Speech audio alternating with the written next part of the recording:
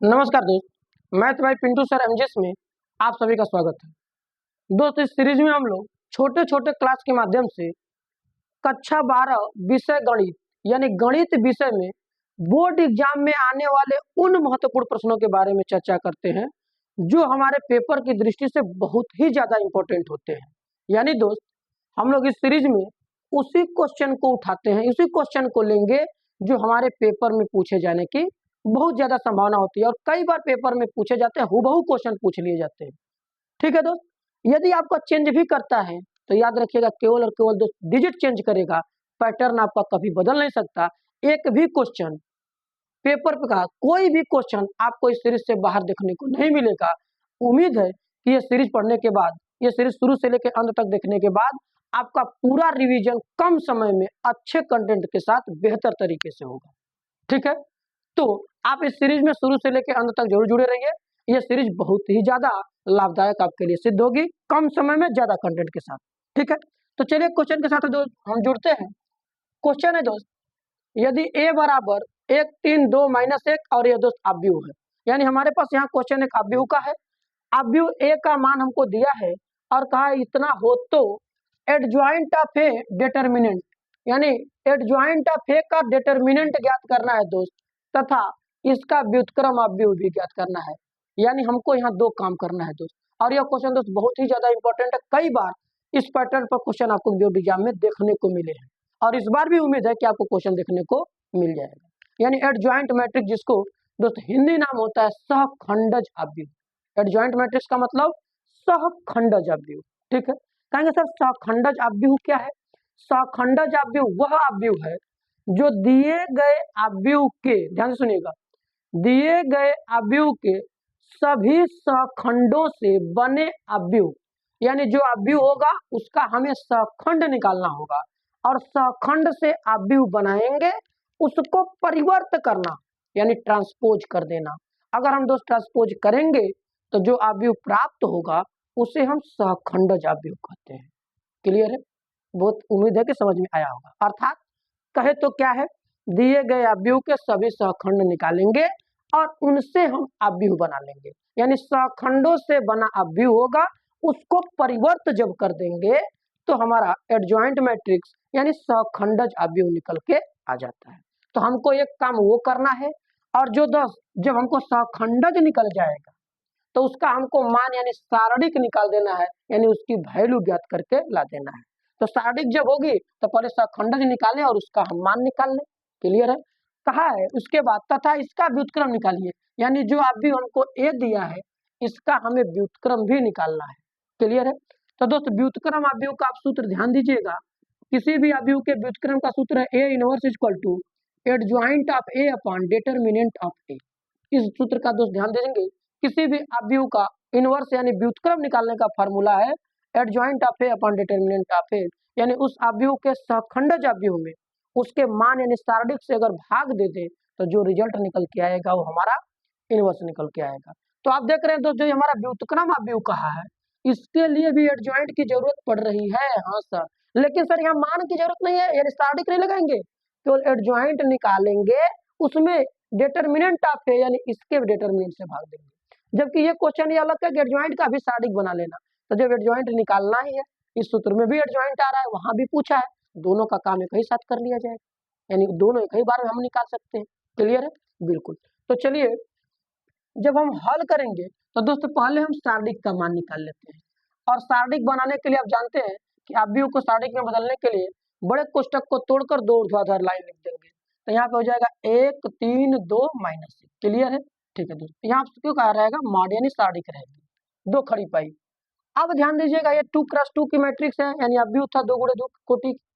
ठीक, तो इसका मान निकालने के लिए क्या तरीका है, क्रॉस मल्टीप्लाई करके घटा दीजिए। क्या करना है, क्रॉस मल्टीप्लाई करिए और घटा दीजिए, यानी 1 का गुणा 1 में करिए, 1 गुणा -1 माइनस 2 गुणा 3, अर्थात 1 में -1 का गुणा करेंगे -1 2 3 6, माइनस में माइनस के साथ आएगा। तो ये हमारा दोस्त डिटरमिनेंट का मान निकल गया। कहेंगे बिल्कुल सर, आज जब डिटरमिनेंट निकल गया तो दोस्त हमें क्या निकालना है, सहखंडज।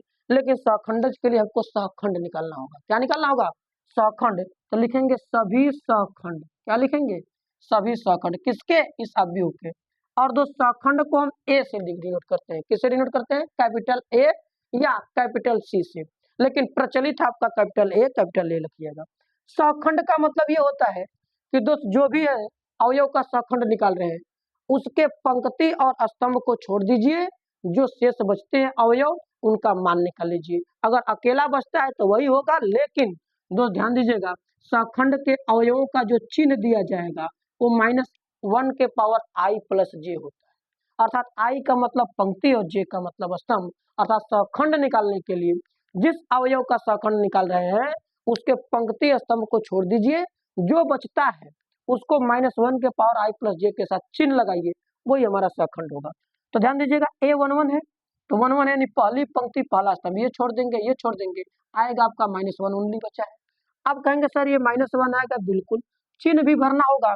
तो बताइए i का भी मान 1 और j का भी मान 1, एक और एक मिल करके यहाँ पावर 2 बनाएगा, और -1 के पावर 2 है तो प्लस में आ जाएगा।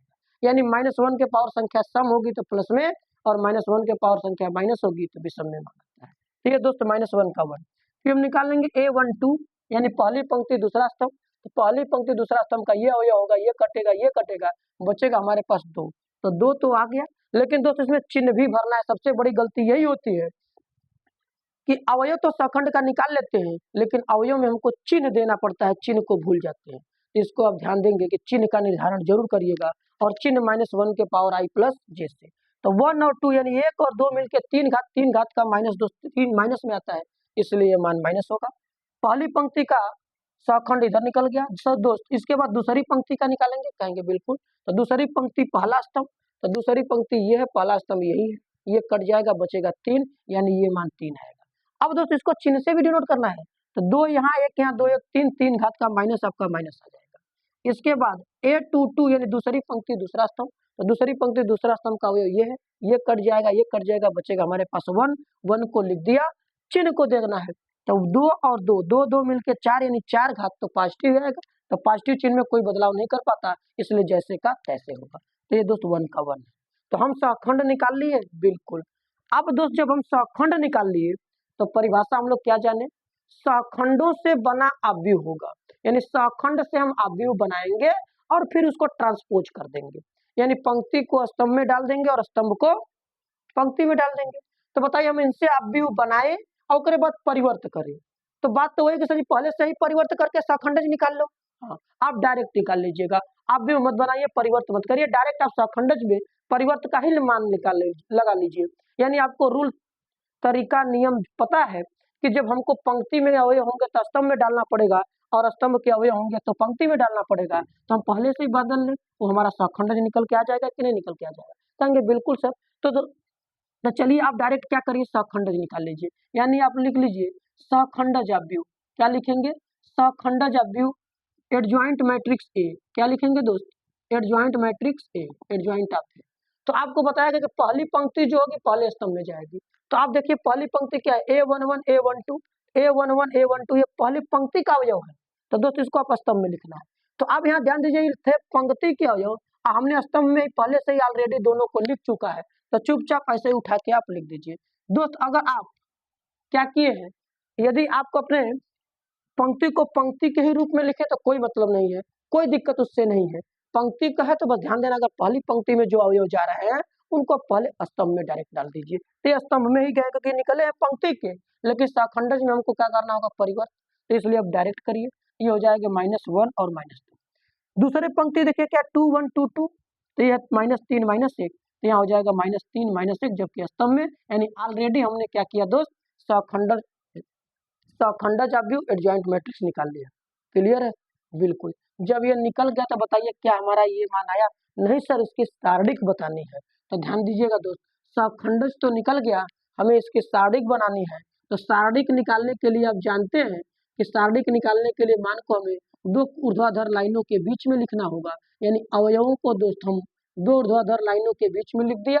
और अभी हम जाने 2x2 की मैट्रिक्स का मान निकालने के लिए क्रॉस मल्टीप्लाई करके घटा देना है।